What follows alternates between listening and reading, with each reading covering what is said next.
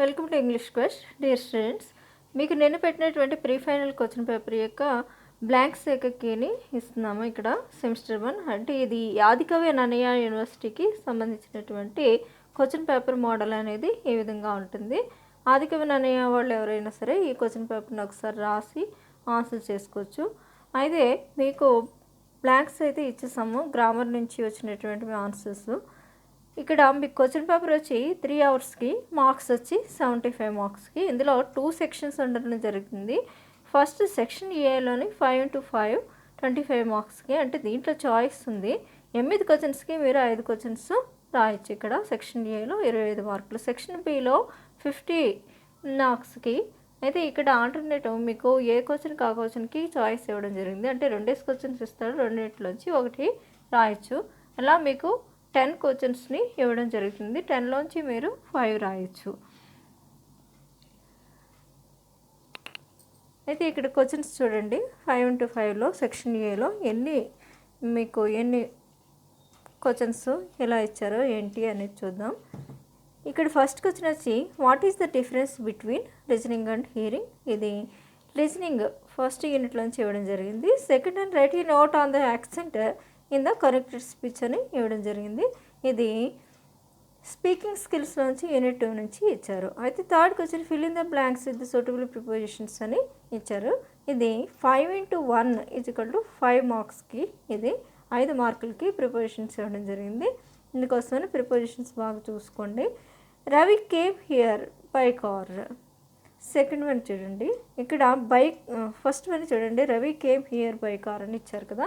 Any vehicle, ఏదైనా car కానీ, bus కానీ, లేకపోతే ఏరోప్లేన్ కానీ, ట్రైన్ కానీ, ఏదైనా ఏ వెహికల్ ఇచ్చినా మనం బైనే వాడతాము. సెకండ్ వన్ చూడండి, John has been playing -2 hours అని ఇచ్చారు. ఇక్కడ హ్యాస్ బీన్ ప్లేయింగ్ అనగానే మీకు ప్రజెంట్ పర్ఫెక్ట్ టెన్స్ అనేది, ప్రజెంట్ పర్ఫెక్ట్ కంటిన్యూస్ టెన్స్ అనేది మీకు గుర్తుకు రావాలి. ఎందుకంటే ప్రజెంట్ పర్ఫెక్ట్ కంటిన్యూస్ టెన్స్లో మనం పాయింట్ ఆఫ్ టైం కానీ, పీరియడ్ ఆఫ్ టైం కానీ సూచిస్తూ ఉంటాము. ఇక్కడ పీరియడ్ ఆఫ్ టైంని సూచించారు. అంటే పీరియడ్ ఎంత, 2 hours.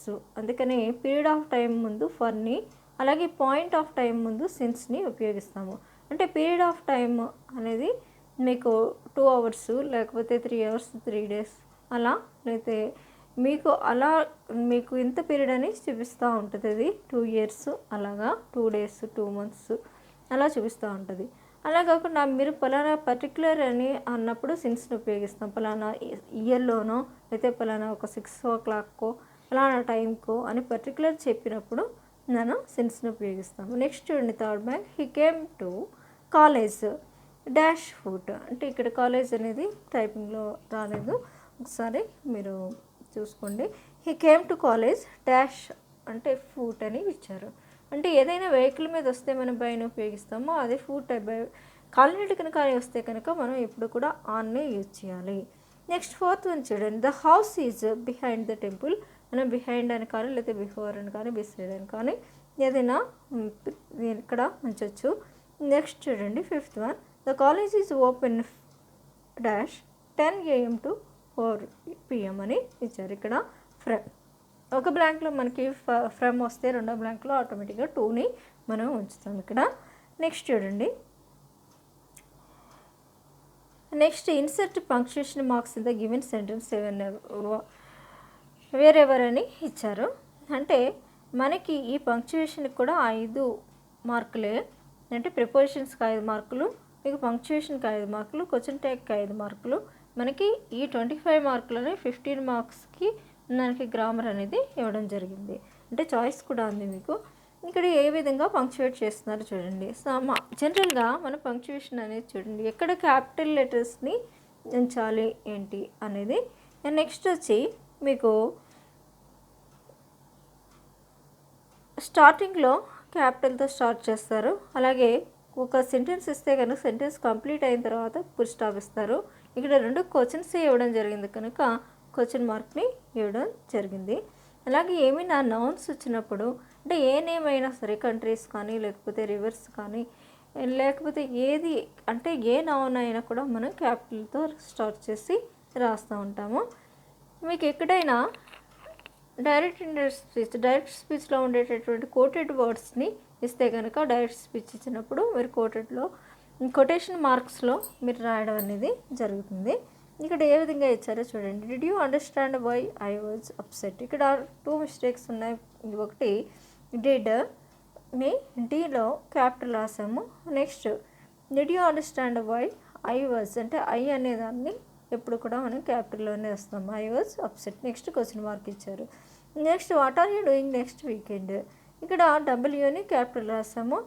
నెక్స్ట్ వీకెండ్ తర్వాత మనం క్వశ్చన్ మార్క్ని ఇచ్చాము. How to develop positive thinking ఇదైతే మీకు వీడియోలో క్వశ్చన్ ఆన్సర్ ఉంది, అలాగే పీడిఎఫ్లో కూడా ఉంది. What are the barriers to effective listening? మీకు ఎఫెక్టివ్ లిజనింగ్ యొక్క మీకు బ్యారియర్స్ని అడుగుతున్నారు. ఇది కూడా మనకు పీడిఎఫ్లో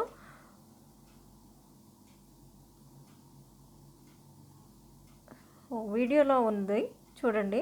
match the following sentences under A with their correct question tag under column B. ఇక్కడ ఏలో ఉన్నటువంటి మీకు ఉన్నటువంటి క్వశ్చన్స్ని మీకు కరెక్ట్ అయినటువంటి క్వశ్చన్ ట్యాగ్తో మీకు మ్యాచ్ చేయమంటున్నాడు. ఈ సెంటెన్స్ని ఏలో చూడండి. డూ యూ కమ్ ఇన్ అని ఇచ్చారు. ఇక్కడ మనకి ఆన్సర్ చూడండి. ఎప్పుడు డూ వస్తే కనుక మనం వీళ్ళని యూజ్ చేస్తూ ఉంటాము ఎక్కువగా. అంతే ఇక్కడ చూడండి ఏముంది అనేది ఆన్సర్ అనేది. ఇక్కడ ఇచ్చినటువంటి సెంటెన్స్ అనేది ఎప్పుడు కూడా పాజిటివ్లో అంటే నెగిటివ్ ట్యాగ్ని, నెగిటివ్లో సెంటెన్స్ అంటే పాజిటివ్ ట్యాగ్ని రాయడం జరుగుతుంది. డూ యూ కమ్ ఇన్ అనగానే మనం ఈని రాసాము, వాంట్ యూ అని చెప్పి. తర్వాత లెటర్స్ సెకండ్ వన్ చూడండి. లెటర్స్ బిగిన్ అవర్ లెసన్ అని చెప్పి ఇచ్చాము. ఎప్పుడైనా సరే లెట్తో స్టార్ట్ అయితే కనుక మనం షెల్ని ఉపయోగిస్తూ ఉంటాము. ఇక్కడ చూడండి డీలోని షెల్ వి అని చెప్పి ఇచ్చాము. నెక్స్ట్ థర్డ్ వన్ చూడండి.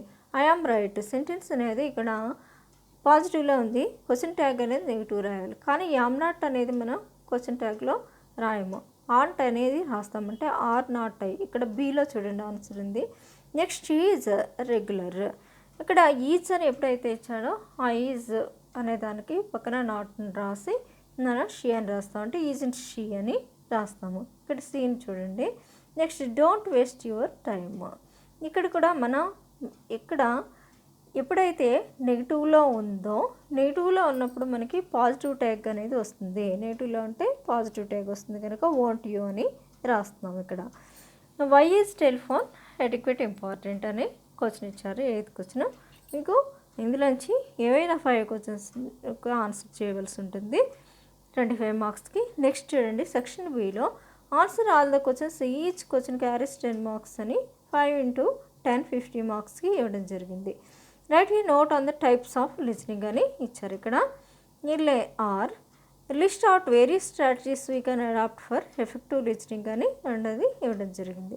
ఇది రెండింటిని కూడా మనకి ఎక్కడి నుంచి ఇచ్చారో అనేది చూస్తే కనుక యూనిట్ 1లో ఉండేటటువంటి లిజనింగ్ నుంచి ఇవ్వడం జరిగింది. నెక్స్ట్ యూనిట్ 2 నుంచి క్వశ్చన్స్ వచ్చినాయి. Write an essay on sounds of English.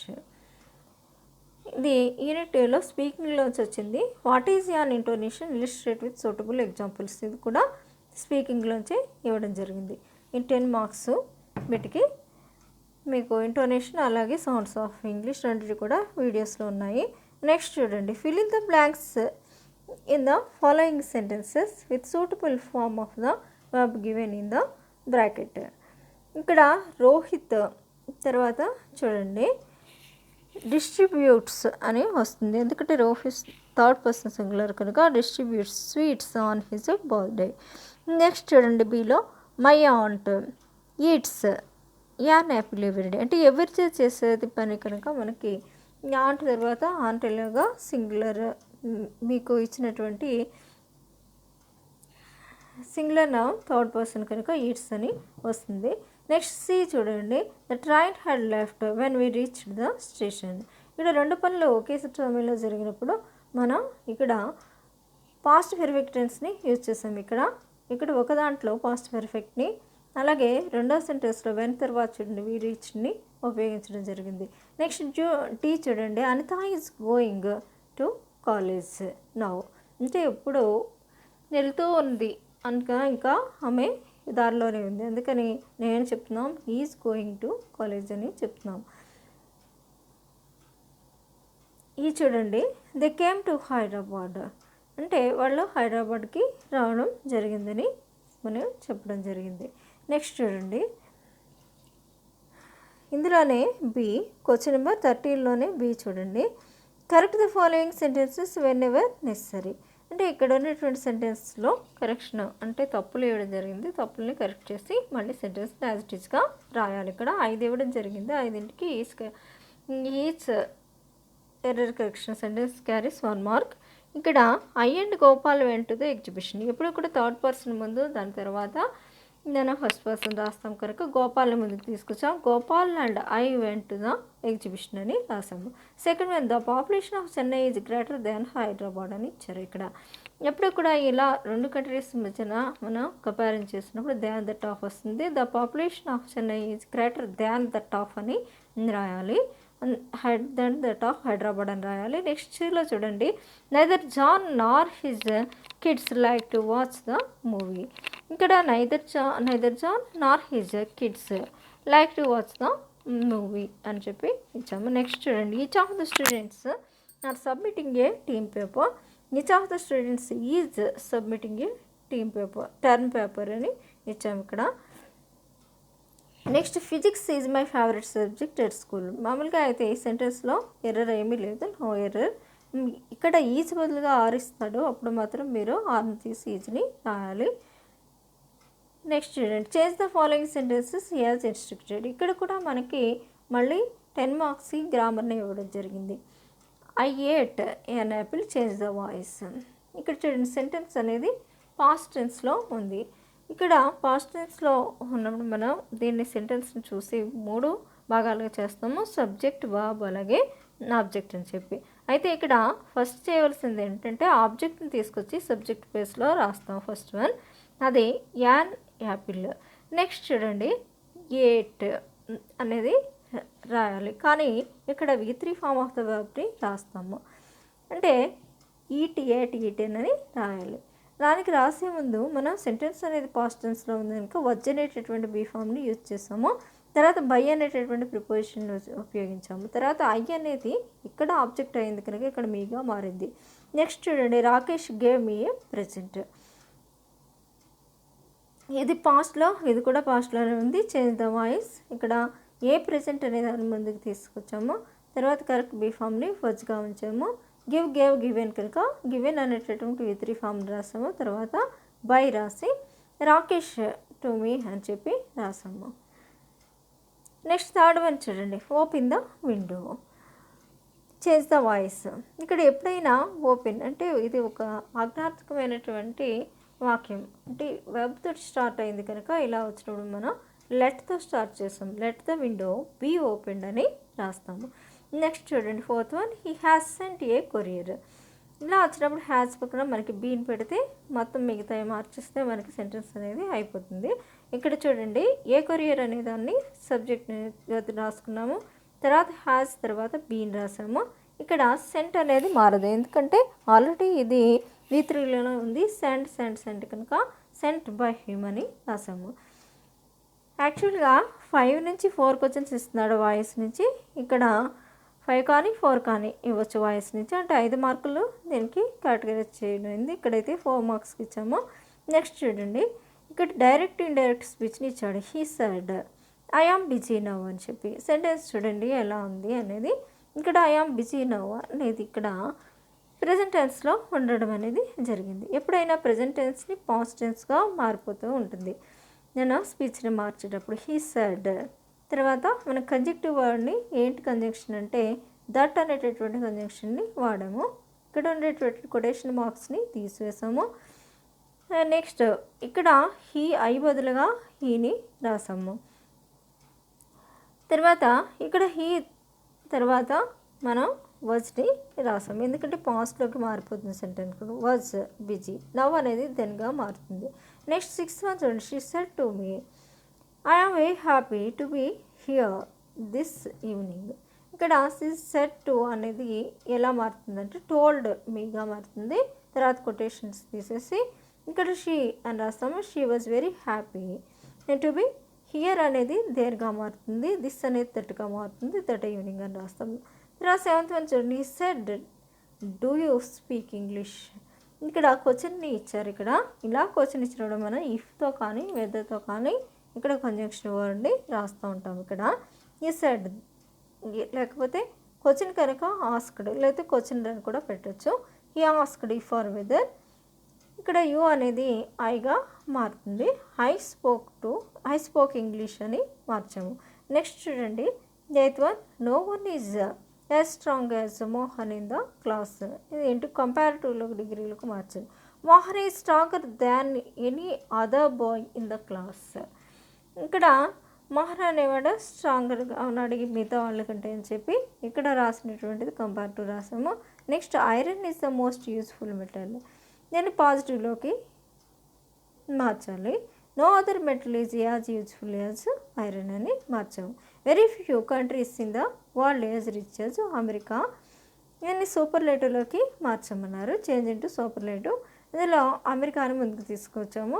ఇక్కడ ఎప్పుడు వెరీ ఫ్యూ వచ్చినా కూడా మనకి సూపర్లేటివ్లో నన్ ఆఫ్ ద వస్తుంది. America is one of the richest countries in the world. తర్వాత చూడండి question number 15. Right qualities of a good paragraph, mention different types of paragraph. ఈ రెండింటిని ఒకసారి చూడండి. 2 క్వశ్చన్స్ కూడా మీకు పీడిఎఫ్లో అలాగే వీడియోలో కూడా ఉన్నాయి. నెక్స్ట్ చూడండి question number 16. Correct the spelling in the following words. ఇక్కడ కొన్ని వర్డ్స్ని ఇచ్చారు. ఈ వర్డ్స్కి మనం కరెక్ట్ స్పెల్లింగ్ని రాయాలి. ఏంటంటే ఫస్ట్ వన్ చూడండి గ్రామర్. అంటే గ్రామర్లో ఇక్కడ ఇచ్చినటువంటి మిస్టేక్ ఏంటంటే ఇక్కడ ఈ ఉన్న చోట కూడా ఏ ఉంటుంది, GRAMMER. Next one committee, COMMITTEE committee. Next third one athletic, ATHLET. ఇక్కడ మిస్టేక్ లేదు. Next cease, CEASE cease. Next చూడండి commerce, COMMERCE commerce. Next communication, COMMUCATION. Next skilful, SKILFUL skilful. Next receipt, RECEIPT. ఇక్కడ P అనేది silent అందుకే receipt అని చదువుతాం. Next height, HAIGHT height. Next వచ్చేసి excellent, EXCELENT excellent. ఈ విధంగా మీకు క్వశ్చన్ నెంబర్ 16లో మీకు ఇచ్చినటువంటి రాంగ్లీ స్పెల్డ్ వర్డ్స్ని కరెక్ట్గా రాస్తే 10కి 10 మార్క్స్ అన్నమాట. 10 వర్డ్స్కి 10 marks. Next discuss the importance of swat are స్వాక్ analysis for individuals. ఈ క్వశ్చన్ కానీ లేకపోతే what is emotional intelligence and its importance అని కానీ 2 క్వశ్చన్స్ ఉన్నాయి. రెండిట్లో ఏదో ఒకటి మనం రాయొచ్చు. ఇది సాఫ్ట్ స్కిల్స్ నుంచి వచ్చినటువంటి క్వశ్చన్. అయితే మీకు సెక్షన్ బిలో 50 మార్కులకి కాను మళ్ళీ 30 మార్కులకి గ్రామర్ రామ్యాన్ని చేయడానికి ఉంది. అందులో ఏంటి అనేది చూస్తే కనుక క్వశ్చన్ నెంబర్ 16 వచ్చి ఇక్కడ వర్డ్స్ని ఇవ్వడం జరిగింది. నెక్స్ట్ చూడండి మీకు పైన 13 and 14 క్వశ్చన్స్ కూడా మీకు వచ్చి గ్రామర్నే ఇవ్వడం జరిగింది. అంటే క్వశ్చన్ నెంబర్ 13 ఏంటి అంటే ఇక్కడ కరెక్ట్ వెబ్ ఫామ్స్ని రాయడం ఏలో, below correct the following sentences when ever necessary అని కరెక్షన్ ఆఫ్ సెంటెన్సెస్ అనేవి ఇవ్వడం జరిగింది. అయితే ఇక్కడ క్వశ్చన్ నెంబర్ 14 చూస్తే కనుక ఇక్కడ ఫస్ట్ 4 కానీ 5 కానీ వాయిస్ని, 2 కానీ 3 కానీ మీకు డైరెక్ట్ రెండర్ స్పీచ్ నుంచి, మిగతా డిగ్రీస్ ఆఫ్ కంపారిజన్ నుంచి ఇచ్చేటటువంటి అవకాశం 10 మార్క్స్కి.